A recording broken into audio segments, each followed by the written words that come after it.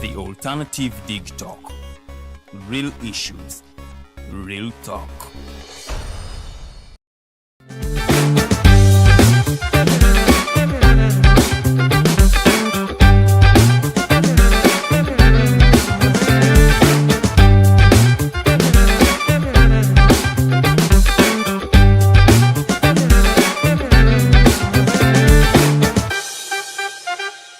Okay, it's a good evening. Friday, around this time, I mean 5 p.m. Norman to Mihimbise, we bring you high-end, for lack of another word, guests to face the nation in our talk show, Face the Nation, every Friday, 5 p.m. on our all social media handles. That's the Facebook page, The Alternative Uganda, Digital TV, also on Facebook page, and YouTube, The Alternative Uganda. Gladly today, we have, I don't want to use the legal language of Yvonne Mpambara, but of course, that is her. And apparently, she's one of the, those, I want to say many, if I should say, ladies that have picked forms from Electoral Commission expressing interest for presidency, by the way. Council, let me address you as Council. Yeah. Council Mpambara, say hello to our viewers.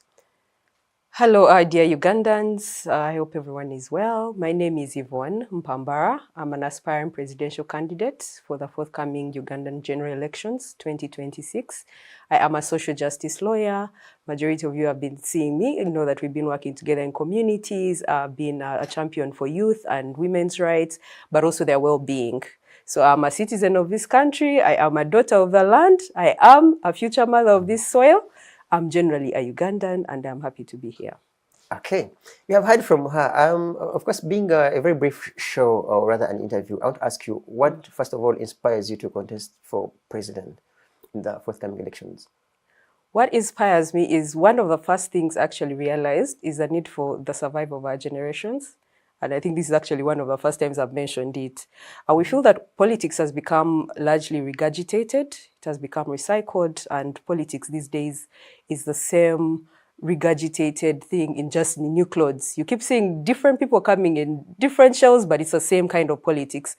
And we feel that majority of our voices are not represented, especially at the biggest... When you say ours, what do you mean? You, who and who? Us, the young people and women. Oh, definitely. That's the voice I'm representing, in case I didn't make it clear. Okay. Right?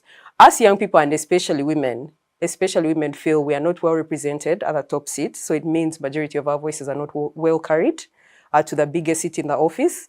But also the fact that for all these years, you won't believe that for the first time in Uganda's history, the first woman president representative to sit at an election was in 2006. Yeah, and yet every single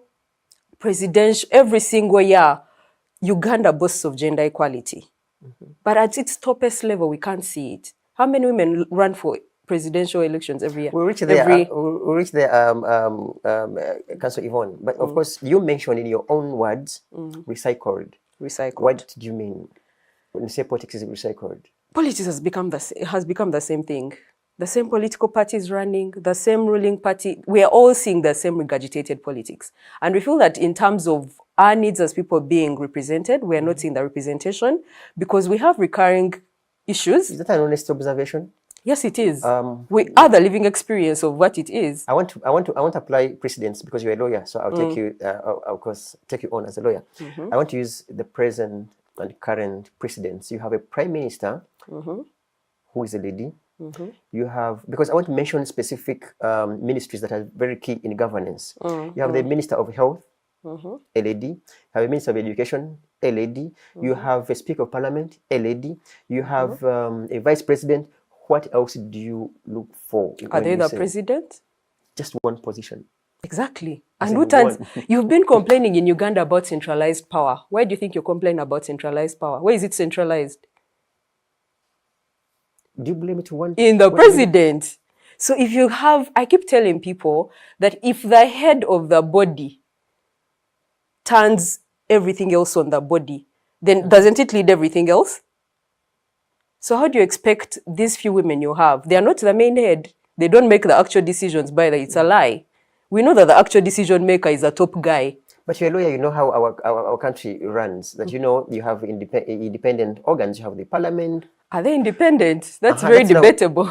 Okay, Because we are talking okay. about the same man who are saying power is centralized into one person. So how do you talk about the independence of other organs yet you know it's centralized? Isn't that a vote of no confidence to your fellow ladies who are in offices to mention like the vice president? Because We have mentioned it several times. Literally, it is to say like they are not performers. They are non-performers simply because their top boss is making them fail to perform. In your camera alone, They're non-performers. We know that. What We've do you mean complained they're about it for a long non-performers? time. We've complained about the speaker failing to do her job. We've complained about the prime minister failing to do her job because the head of the fish is already rotten. how different would you want them to perform their job?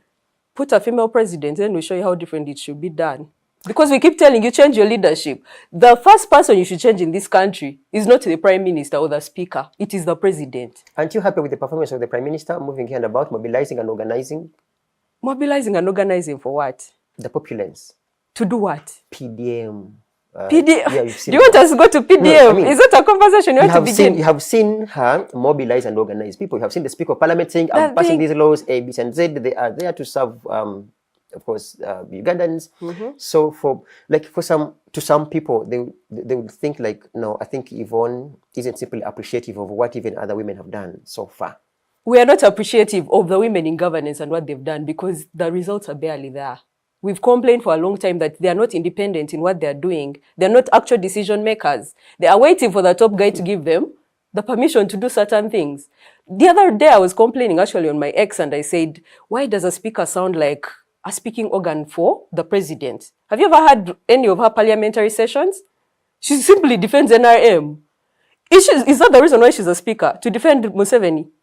I'm not certain. Perhaps she would maybe get time and answer that such concerns. So this is why we are telling you they're not independent. They're not operating independently. They're not listening to the people. Her role is to chair a parliament. Show us that you are working for parliament, that this is what is coming out of parliament. We are making independent decisions. We are making independent policies. But when you become a mouthpiece for the executive, then you've lost your independence. You're no longer independent. The same as the judiciary. How independent would you be in the event that you're president?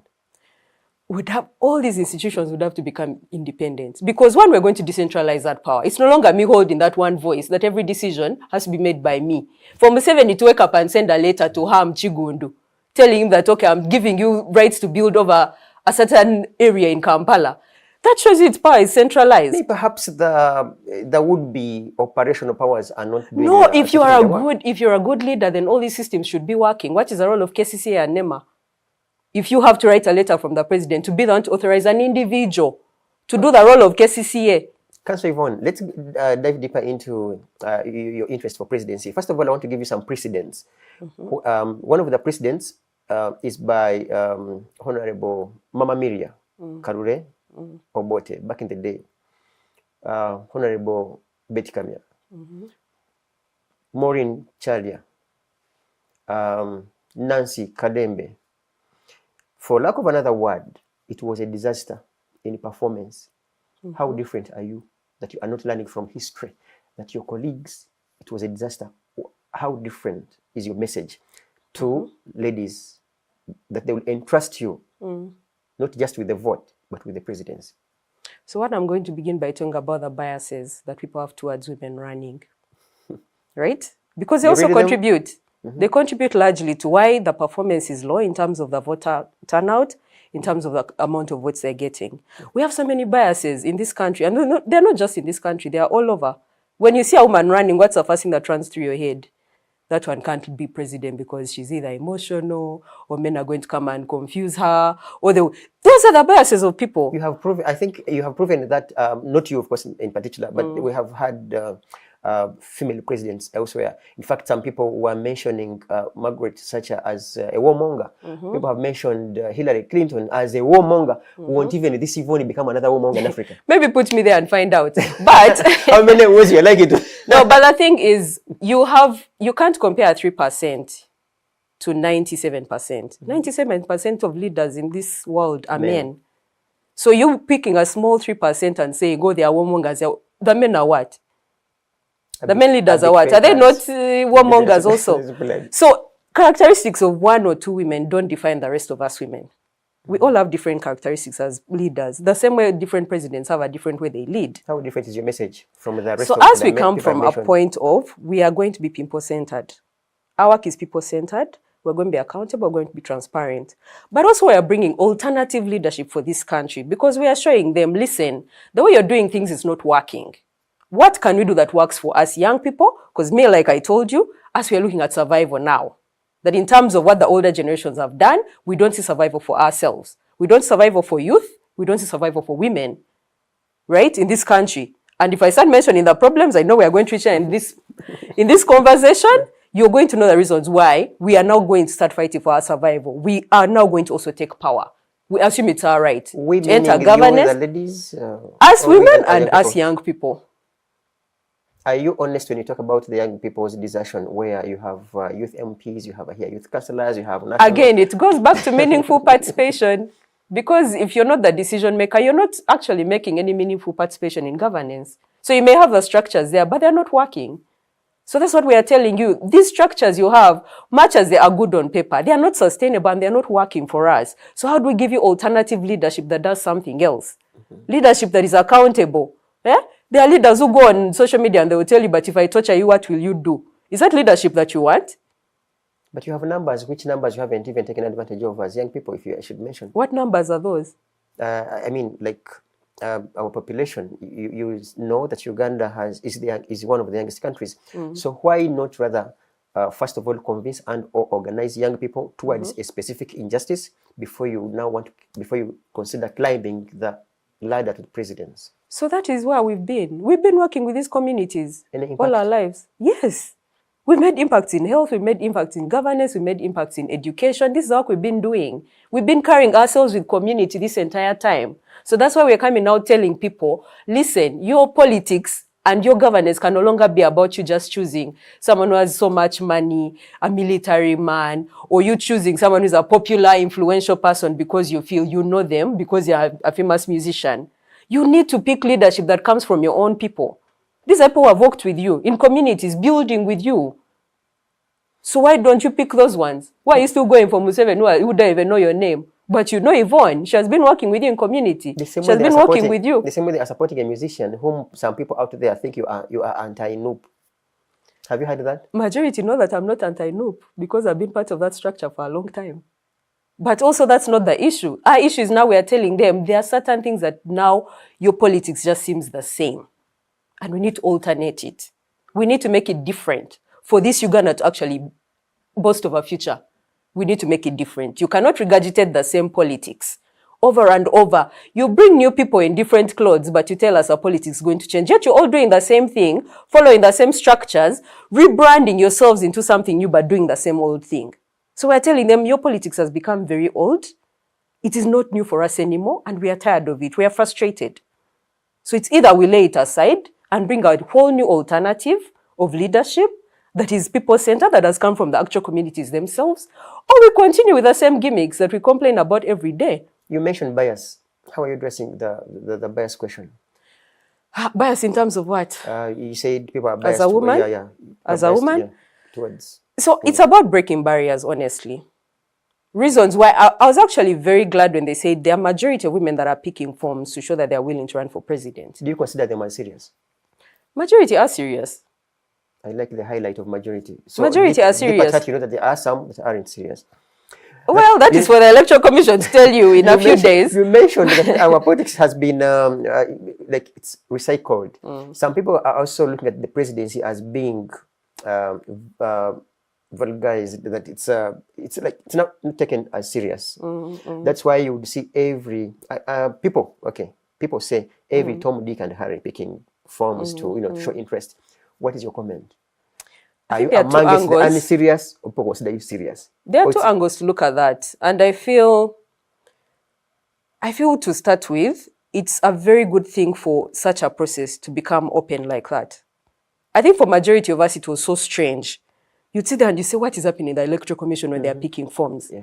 You know? But to see a common person saying, you know what, I have enough courage to go and sit at the Electoral Commission and see what the papers are that they are giving out, what they are talking about. It shows that there's a certain way democracy is opening up, right? The same democracy you want to fight?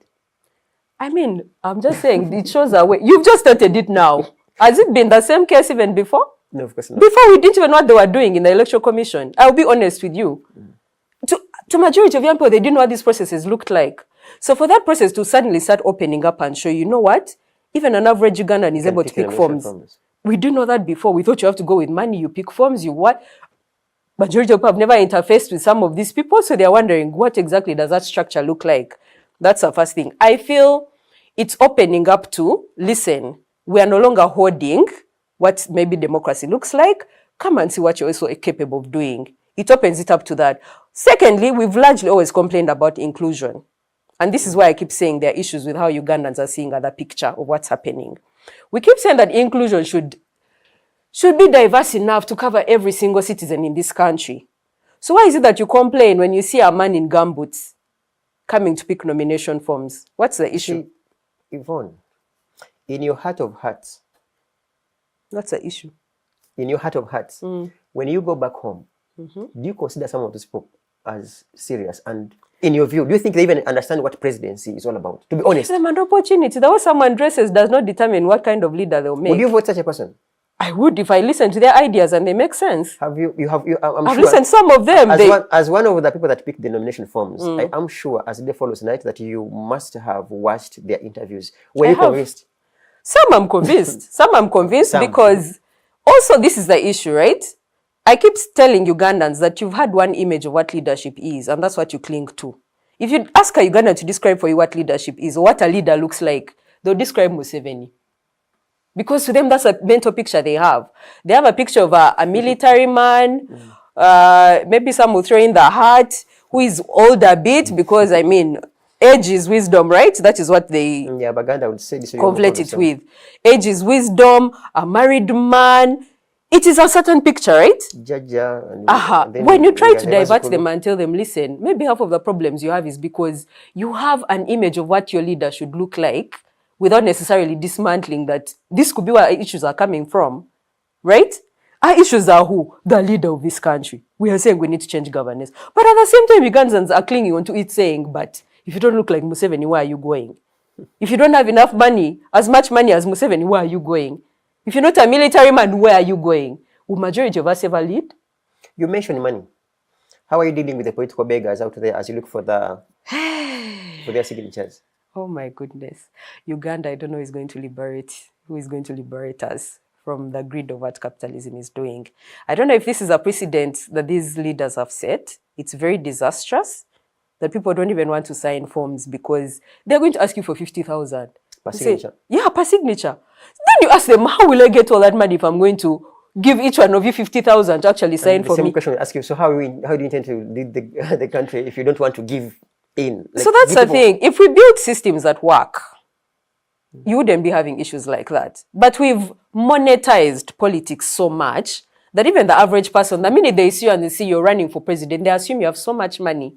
Reason why it's what your leader has done. He walks around with sacks of money, giving out. I don't have taxpayers' money to throw around like that, and neither will I do it in future. How do you intend to address such a problem in the event that every person, every signatory asks money from you? So if we build proper systems, where people are not desperate. I mean now, as an aspirant, how would you intend to address the problem of people who are asking you money for their signatures? So now, are you going to bribe them so that you can get the signatures, or you will let go and say, to hell with your signatures, I'm going back to the chambers? No. So right now we are largely working with community people. So the people that are helping us collect signatures are people they know. So that was our strategy. We got coordinators that are centered in the communities. So much as they ask you for money, they also know you're their person. They'll be like, usually these other ones come and give us money, but you go and come money, so I'll sign for you. And then you. So it's because now we come from community ourselves, so we know community people themselves. So we are going through those coordinators to help us because we knew if we don't do that, it's impossible for us to collect those signatures. Okay. It's a heavily monetized process. Our viewers, we are with Yvonne Mpambara. I want to say, I have heard, and I don't want you also to just stamp yourself, but at least maybe we take it as a compliment that you are articulate. But then, people say there is a problem. History has proven us right that there is the first time a lawyer attempted to be president, Godfrey Rukongwa Binaisa didn't even finish a year. Another attempt was by the land former Chief Justice Benedicto Chiwanuka. He didn't make it. Have you learned from their history that lawyers, you guys, this country doesn't need you as president? Is this based off the profession? No. I mean, I don't know. Like when you look at a military person like Amin, took 9 years in power. The current military person with that military background, Museveni, 40 years. If we are not like enough, I mean, as a country, he could add his 5, unless otherwise. So, how different is this lawyer we have here from the other 2 lawyers? I feel Ugandans are at a breaking point where they've had enough of the military politics. So one, it's us taking advantage of the fact that Ugandans are frustrated. They are genuinely frustrated and they demand that change actually happens. So if you have the voices of the people, that is the first step you're going to take forward. The rest are going to follow, by the way. So we have the voices of the people who are saying, you know what, enough is enough. We've seen what this politics is, the politics of military men, of men in hats, of their sons taking over. We've seen that politics. But now how do we step in for ourselves and show, listen, we are tired of what you're doing. And as a people, we're coming with a voice forward and telling you, we're moving forward as a country. So they're no longer waiting for permission, unfortunately. But do you think people are tired? They are fed up. Sure. They are fed up. If you work with communities, you'd know that. What happens to the ballot boxes if indeed they are tired? You want us to go there? No, because you will be there. Because you will be there. So, you see, in 2011, I contested. You see, this is how voters can confuse you. By the time you check in the ballot, you're like, you guys, what happened? Do these votes evaporate? So, because if you mention the people are tired, it is just a few months from now. Do you think that is what you represent? Like, indeed, people are tired, and therefore they will vote your message? Definitely. Definitely. We are not going to look at the incurrencies of voter rigging, because we know that's a big challenge in this country. Elections are... And you're taking the bull by its horn. How prepared are you to deal with the rigging? Well, I keep telling people that one of the issues we're going to have to start pressing forward is political pressure, political-centered pressure. The movements of people that are rising up now are telling you, even beyond the ballot, we are willing to create enough pressure to show you that what you're doing is not right and that we are willing to move forward as a people. So I keep telling people, even when they rig these elections, this is not the end of us opening this space up for new leadership. It's the beginning for Ugandans. It's a beginning for Ugandans showing you, enough is enough, you've rigged enough, we are tired. Now we are rising up. This agitation hasn't just started, by the way. Are you planning a countrywide demonstrations? If it gets to that, we are no longer afraid as people. We're not afraid of it. Threatening the old man with the hat. If he feels threatened, that sounds like a him problem. It didn't sound like a threat. That wasn't a threat, but he knows that people are agitated. We are with Council Yvonne Mpambara. Given the means that we have for this interview, of course, you will forgive us for, for some reason, just having some bit of a hint. But of course, some other time, perhaps we would have had for a lengthy discussion. If I may ask, not generally speaking, but specifically speaking, what would you do with your first 100 days in the event that you are president of this country? One, like I always say, I'll cut parliament and the cabinet. Wait a second. Reduce the size. Wait a second. You are telling the public that as soon as you become president, you are going to become a dictator by cutting parliament. Because that's not dictatorship. It's a procedure for which. That's not. Oh, so you want from the main? I put a policy in place to cut parliament. You want to sit in either Nakasero or in Tema and say, guys, it's a presidential decree. I now need 50 MBs. Maybe Uganda needs some decrees. No, I'm joking. No. So I didn't know you went to the whole process, right? Precisely. So precisely, it's for us to put in place as number one. Cutting parliament and cabinet, right? Of course, we put the frameworks in there in place. True. We say that, you know what, this is what it's going to be moving forward. That's the number of parliamentarians in the seat are 50, cabinet strictly 20. Because we have very inflated administrations. And the costs are also going higher. We're complaining about a national debt we fail to fill. It's like a sinking hole. It's like we're feeding a black hole. right? So we have to prioritize now other things beside these large, what is their role and what are they doing? So I feel like for me to actually be able to take control of this country, the first thing I need to do is cut those wasteful, bloatful administrative costs of government, which is the large... Is that our number one problem as a country? I feel it's our number one problem. And it will be my first 100 days of what I'm going to do. That is one of the first things I'm going to do. You are a student of law, and there is, of course, governance. One would mention that democracy, for some reason, is representation. As many 50 as can represent. Ah! 50 parliamentarians can represent. 20 cabinet ministers can represent you. We will make that work because we're going to put institutions so in 90 in place days, that work. in your first 3 months, you So our first is to put policies that actually cut parliament and cabinet. Using that Secondly, very big parliament. we're going to lose majority of it. Okay. We're going to reduce it, unfortunately. I know majority of you are going to save jobs and go and look for jobs somewhere else. Right? Because taxpayers can't keep paying your exorbitant lifestyles. We are having another Margaret Thatcher. You need one. Uganda probably needs one because this is too much.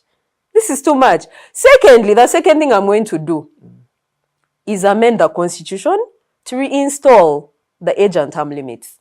It was very unfair to Ugandans that they amended the constitution to remove those, and Ugandans were betrayed. So I feel in the first 100 days, that's one of the other things I'm going to do. Restore age and term limits. And term limits. But also it's for us to put now a presidential transition law into place that when it's your time to go, please don't start torturing Ugandans. Saying that I'm going to stay for life. We're going to also put a law in place for these people to safely and easily transition and leave the country. What's to your plan be led for by the other corrupt? people. What's that? Your plan for the corrupt? My plan one, they have to declare all their assets, return them back to the hands of the people, whatever they've stolen us to return. But two, we are definitely going to put very stringent mechanisms in place. You have to pay for what you've done to Ugandans, honestly. This thing where you put your families in governance, you put your relatives, you put your friends. So when it's time to hold them accountable, you actually can't do it. And they're the ones stealing from the country, draining it dry.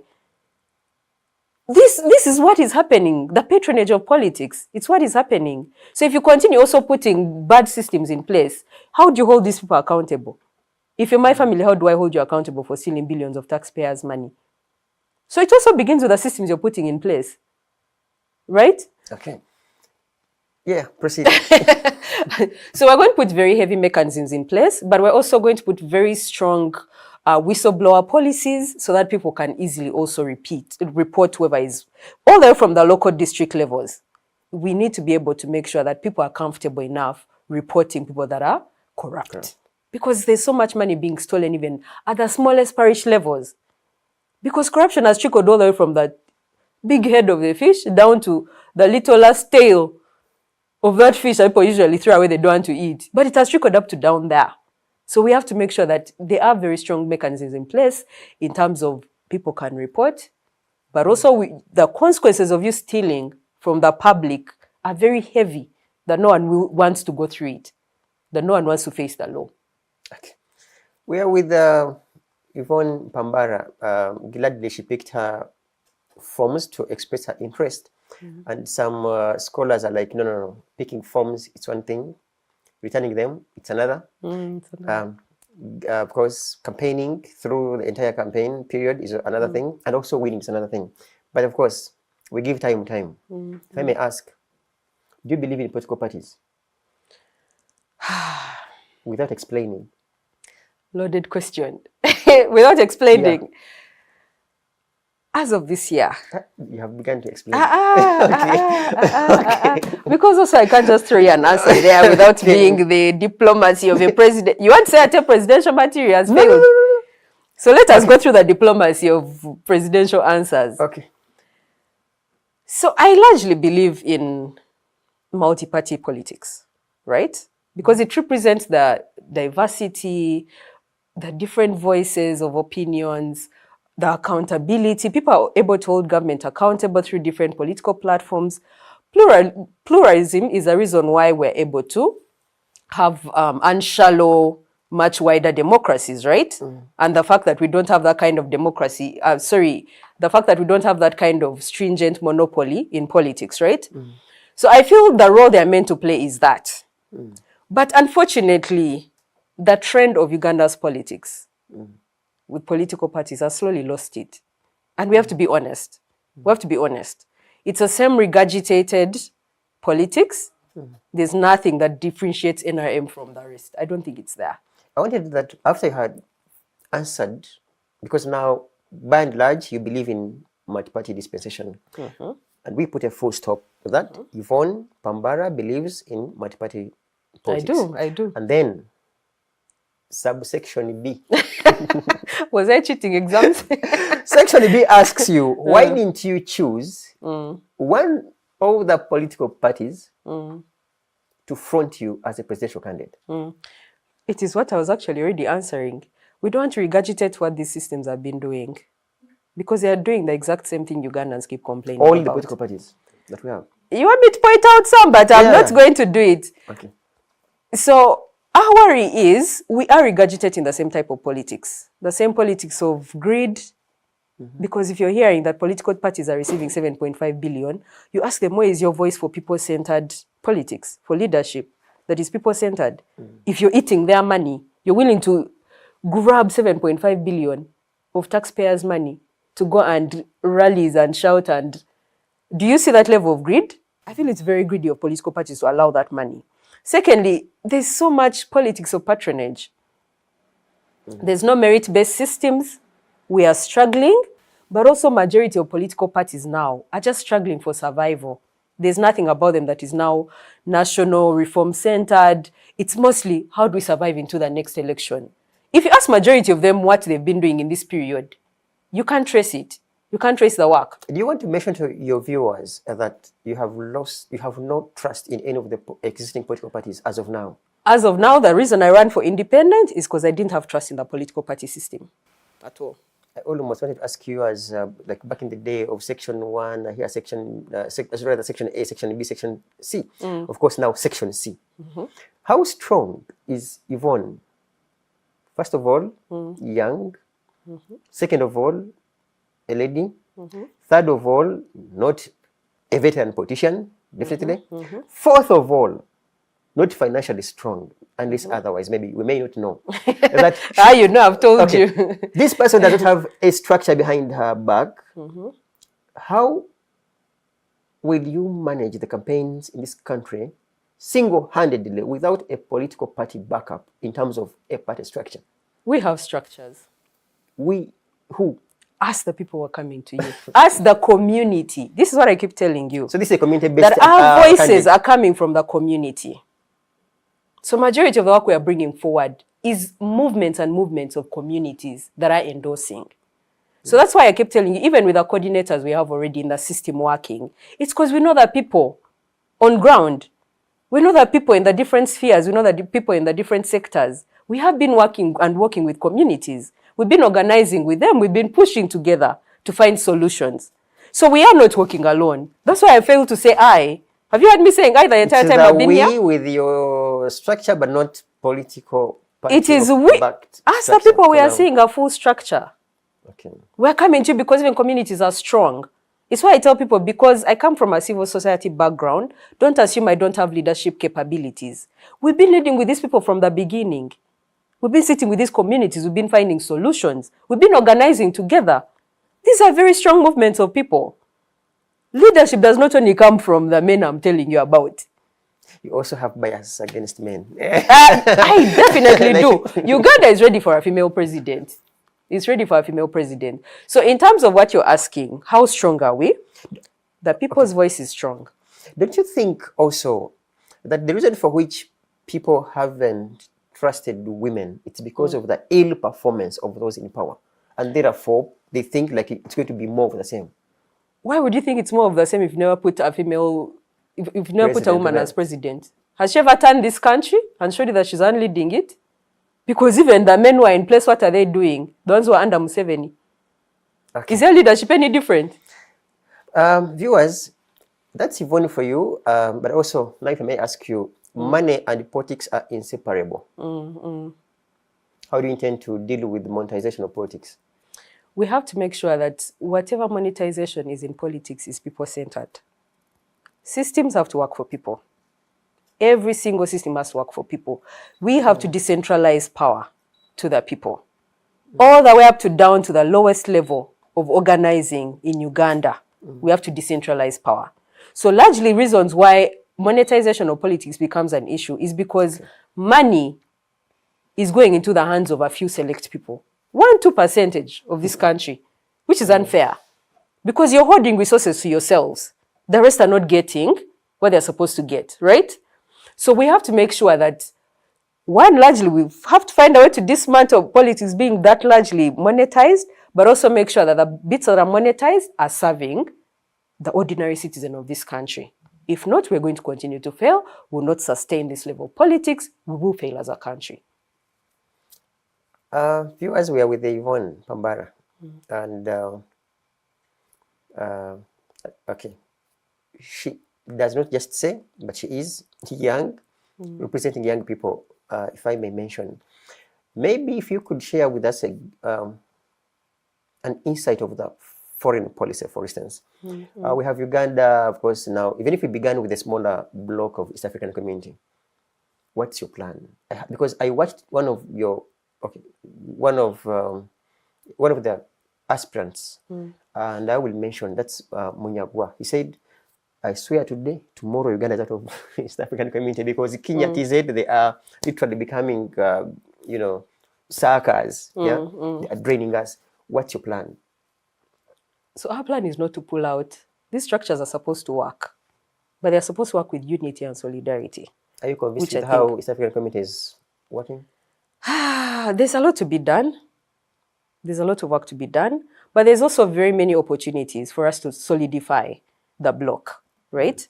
I feel Uganda has to build an identity beyond just ourselves here. We have to build a regional identity that we are failing to actually properly instill. So Uganda largely exports security. I think you know that. Yeah. That's what I always say. Uganda largely exports security and somehow fails to prioritize other sectors as well.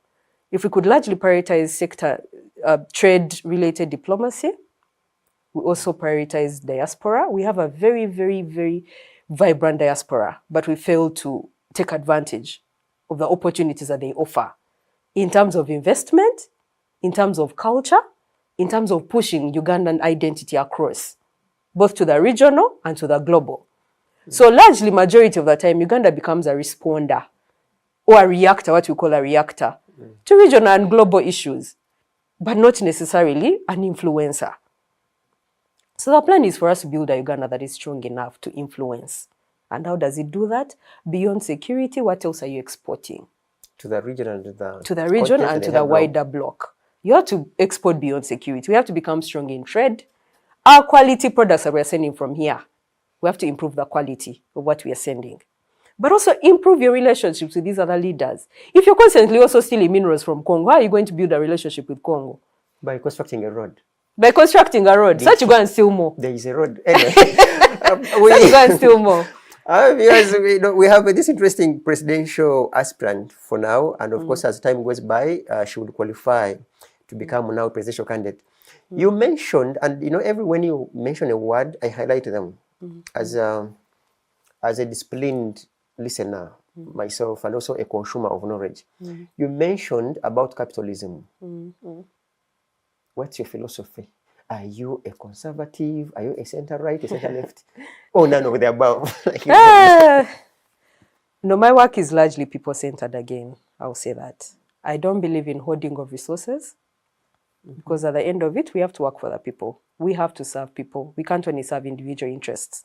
I keep telling people that capitalism at its core is unsustainable. Again, it's like feeding a sinking or a black hole. Isn't that a broad war against the powers that be, the global powers? It is, definitely. It is. It is. We're not the only ones complaining. I think they would be happy with your anti-capitalism. Who is waiting for them to be happy? We're coming to overhaul the entire system. We all know. It's powerful, yes, but we are going to begin to break the barriers. The reasons why majority of our issues persist. The core reason, by the way, is because the capitalism that has been instilled in so many systems in different countries is why you have these problems. You have hoarders who are not willing to serve people because they're looking at individual interests. How much land can I amass? How much money can I put into my businesses? How much schools can I build so that I can continue to extort school fees out of parents? Do you see that level of greed? So the level of greed we have, and the issue why we continue to have issues like corruption, you have wasteful spending, is because capitalism is a system that demands wasteful hoarding. Okay. Now, you mentioned, literally this now, and these are your words, Yvonne. Capitalism, literally you are anti-capitalism. Literally. Definitely. If you want to promote socialism, for instance, and or communism, you cannot run away from the land question. In your presidents, how would you intend? Because I know, as day follows night, that one of the biggest problems this country faces is land question. Which land? Because the rich want to amass as much. And even who knows, you might find even this space's title belongs to some rich person somewhere. So how do you intend to deal with the land question? Begin by demilitarizing, as per grabbing land. We have to first of all, demilitarize. Right? Because the military, from what I am seeing now, is grabbing land like a problem. Why? Why is now the land issue getting into military hands? Right? But also, we've reached a level where we need to recognize that there is land that belongs to the people. There are communities that have settled on lands for a very long time. The role is not for Balalo to wake up one day and say we are taking half of Acholi. Instill themselves and say it's our land now. You found people there. People could have sold the same land to them. You see, when you have the resources and power to overcome a certain person and you take advantage of it, it's not a fair deal. It's not a fair deal. It's why they tell you, you've reached a level where now you're stealing. It's not even about mortgaging it to you anymore. It's not about giving you the right to stay on it. You're reaching a level where you're also pushing the communities that have always been there out of it by stealing it. Because you have the power to do it. In short, you want to become a female Mugabe with a land policy of now taking back people's land, even when Land some of them might have bought it. land must belong to Ugandans. Land must belong to natives. If any other person wants land, there have to be systems in place in terms of return policies, in terms of lease policies, in terms of rent. Right? Yeah. We cannot have policies in Uganda where land is freely just sold to people that don't belong to it. You're going to have a crisis at the end of the day. Willing buyer, willing seller. No, it can't work like that. You have to put strong policies in place to protect your own Even people. for the willing seller. No. Let's not sell the land. Listen, if you need money, you're always going to be a willing seller. It's like your government wants to bar a willing seller from selling to a willing buyer. No, you have to protect your people. You have to protect your people from extortion, exploitation, because there will always be people with more money than you. And then you'll have now an issue where it's not even money anymore. They are grabbing. Because they'll know what power do you have now to remove these people off the land. You don't have that power anymore. So we have to learn also to protect our land. It's not for free giving for whoever feels like having it. They are natives you found here. They are Ugandans that belong to the land. So respect that first before you start doing anything else. If the relationship becomes coercive, it's where we have to step in and say, you know what? Now we need strong policies in place in terms of land ownership. If land belongs to a certain system of communities, like this issue we've been seeing with Balalo, first settle it. Settle the historical attributes of what that land is. Don't come and say we came here in 1945. We were many. You sold it to us. Now we are refusing to leave after the lease is done. Why are you refusing to leave? Where did you come from? Okay. They also belong to that land. It's not your right to unsettle them and throw them somewhere else. Where are they going to go? They don't have the resources. You've already removed the resources from them. They don't have that power. Okay. In our 5 also means to close. Employment question. In specifics, what would you do to deal with the unemployment in this country, which is, of course, beyond the ceiling? I think in terms of employment, that is always one of the hardest questions to answer because we have very high unemployment rates. But I feel the one thing Uganda can take advantage of is creating demand that creates jobs rather than the adverse rather than the reverse, right? I feel Uganda has so much potential in terms of industrialization, modernizing agriculture. We have so much opportunity in terms of processing, exports. We have a large opportunity, but your leadership has not been able to steer you into the right direction to do it. We have so many sectors we can take advantage of right now. The informal sector is very, very tolerant and rich. It's very vibrant. The creative sector. See how many young people are in the creative sector coming up with music, art, fashion. These are things you can rebrand and create more jobs for young people because they're even more interested in majority of those sectors than the rest. So if we can stabilize them, streamline, regulate properly, and create very powerful laws and conducive environments for them to be able to meaningfully participate in these areas, there will be more potential for job creation. But largely, Uganda has to industrialize. We lost it some time back. I don't know what happened. We privatized majority of public assets that will be helping in terms of that. But we need to be able to move towards agro-processing. We need to build our identity in terms of creating demand. What's your view about the federal system of governance in the event that you're president? Are you pro or against? Or both? Definitely pro. Definitely pro. I think I was seeing someone explaining the other day what they feel the actual system of federalism is. And they were saying, but is an NRM doing the actual system of federalism? And we said, no, there's no purpose of decentralizing power without systems working independently. Exactly. The money the power is centralized. The money belongs to a few people. The power, resources, opportunities, they're all in the hands of a few people. So there's no decentralized power there when systems also can't work independently. I was complaining when I entered and said, why would the president be sending a letter from his own stamp and signature saying, I am authorizing Ham Chigundu to go and build these trees and whatever, not over Nachivubo? Why would the president be the one sending that letter? What's the role of KCC as a structure? He's a de facto leader of Kampala, of KCCA. So that shows you how centralized power is, because where is your trust in systems that are meant to do this work?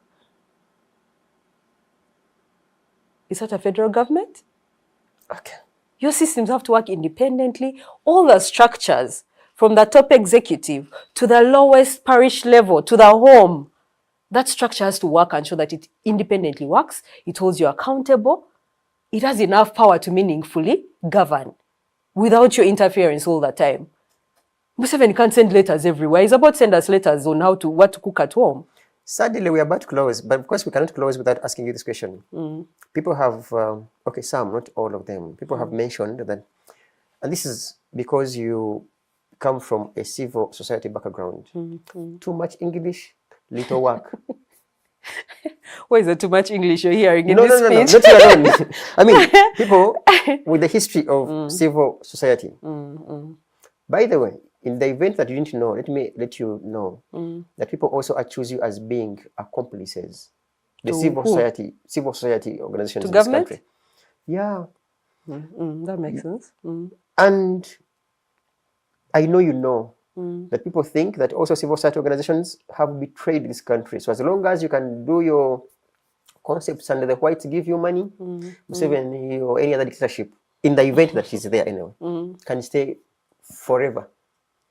Yeah. But if you accuse us of being accomplices yet... With your very good concepts, but ask them to implement them. I think several structures need so many reforms. You can't only pinpoint civil society. Almost so many things in this country are not running right. So why should the pin be stuck into civil society? Because you're one of them. I am one of them, but also we've also done a lot of... I wouldn't ask you questions of the clergy when you are not. You belong to civil society. Now, sense. defend your civil society and then you can live here. No, unfortunately, due to the nature of leadership we have, a lot of things have gone wrong. And that's why I was saying you can't pinpoint now from everything that is written, you can't pinpoint that this is the only sector that should be running right. They are doing their best. We've done so much work, and even government can attest to it. Civil society has stepped in to play such a huge role in terms of service delivery. The other ones that are filling the gaps where government is falling short. It's civil society doing it. This mobilization we're doing with communities is coming from where? Civil society. We are mobilizing with these people. We are always at grassroots with them. When they are pregnant and they need healthcare, who is there to step in? when healthcare is failing, who is there to step in? We are using also that money, not just take advantage of Ugandans. We are using it to serve. Yvonne, somewhere I read that one of the reasons for which some African citizens become lazy is also because of you. Instead Because of us, civil society? Yeah. Do you know why? You will find some place that has no food. Instead of mobilizing people to ask the government to provide food, for instance, or rather hospitals, civil society would construct like a borehole to deal with the water problem. And therefore people have changed their dependence on asking the government to give them service to now civil society. Civil society to yambe, banachewa. You have heard those words. If your government is failing, who is going to step in? So civil society also plays a role of holding government accountable. And I think that's why majority of them are now running into problems with the government, right? Because they've realized that there's a strong element of accountability from civil society that on a daily government they want to deal with, because they know that they're also falling short. So again, like you're saying, the reason why people are turning to civil society is because it's all now doing the work. Making them lazy. That's not making you lazy. If I give you a service that you don't have, am I making you lazy? I'm supposed to ask A to provide. If A fails, then are you going to starve and die? Yet you have the option of civil society to do it for you. It's why we are stepping in and telling you, government, you're falling short. Let's do this with you. We are working with you. We are not trying to say we are completely separate from what you're doing. We are trying to work with you to provide, to bridge the gaps of why you're failing or falling short.